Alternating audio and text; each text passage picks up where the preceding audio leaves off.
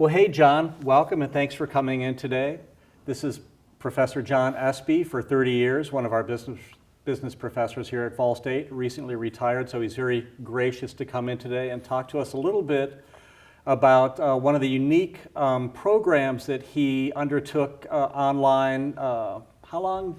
Let me just turn the table over to you, John. Tell us what you've been up to online with your international students. Well, we got involved with a Zoom-based virtual exchange with an institution in China that we had a relationship with, thanks almost in total to Dr. Lingli Ni, who's a faculty member here in mathematics and engineering.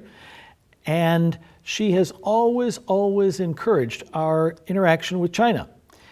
And she led the virtual exchange and actually developed it multidiscipline for several years, and I was a jump aboard this last year.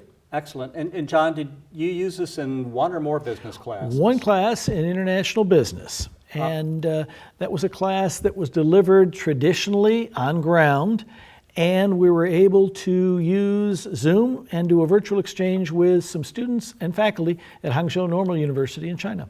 John, how did you weave this into the hard subject matter curriculum of the course? It wasn't difficult because one of the goals is cultural awareness, cultural sensitivity, and cultural exchange.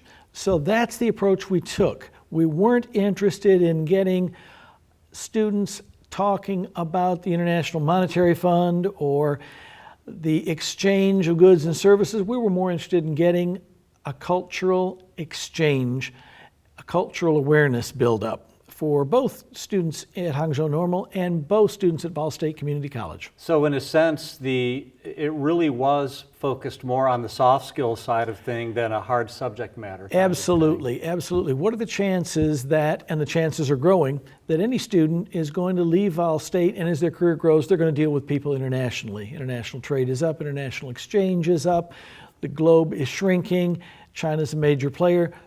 So it works well if you can put in a resume and you can put in your portfolio of skills, knowledge, and abilities. I was involved in a virtual exchange with students and faculty in China.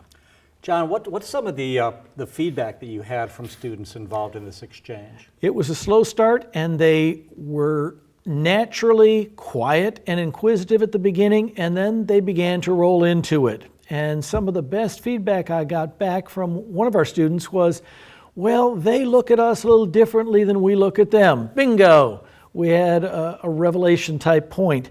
And this student, and she was a little bit older, a little more mature in terms of years than our students, she began to put it back together very quickly. She said at the beginning they were very hesitant, they being the Chinese students, and the farther we got into our initial group exchange, the more questions they had. And that's part in keeping with what we want to accomplish. John, was this perhaps the first kind of international experience for many of your students? It was. Very few of our students have traveled internationally, and if you look at our geography, it's not common that our students are going to have an interaction with any foreign students.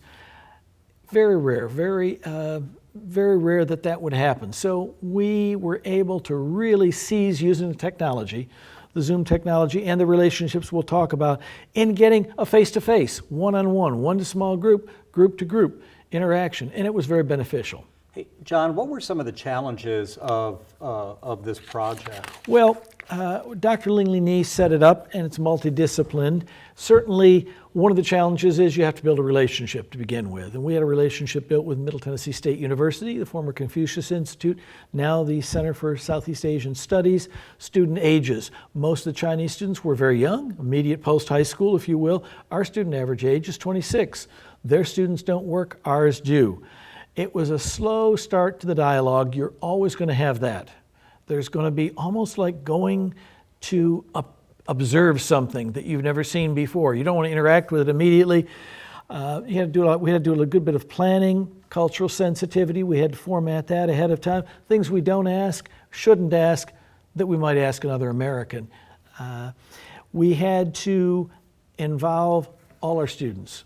They had to come up with, what are we trying to do here? What questions? What do you want to know about these other people? What do you want to know about their culture? What kinds of questions should we ask them? And I let the students shape the questions, and we kind of guided them. That worked out pretty well. there are very few experts in international virtual exchange. And let me interrupt because, of course, we're on a short timeline. Yes. We heard a couple of nice anecdotes of positive outcomes. What were some of the, we talked about challenges. What were some of what you saw as the positive outcomes or real opportunities of being able to use Zoom in this international setting afforded Well, to your it's students? just the beginning. Zoom is a great technology. If you can build a relationship with a university and students, or a college and students in another country, time limits and time zones being one of your biggest challenges, you can really have a dialogue. You can really have a structured interaction.